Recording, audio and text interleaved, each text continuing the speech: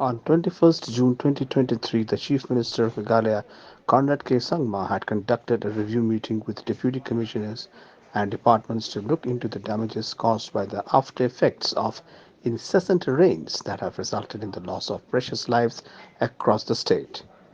At the same time, the meeting had discussed on the measures taken by the districts in order to ensure arrangements that are made in the eventuality of further heavy rains in the days to come. Heavier, and in such eventuality, the district administration and the overall departments should be ready to ensure that all the necessary steps and all the relief is given to the people. So with that in mind, we have conducted and we have had a review meeting today,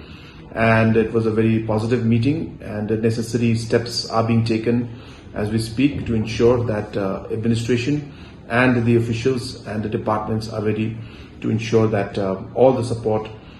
is given during different situations and heavy floods and heavy winds and cyclones that we may face in the coming days and coming weeks and months.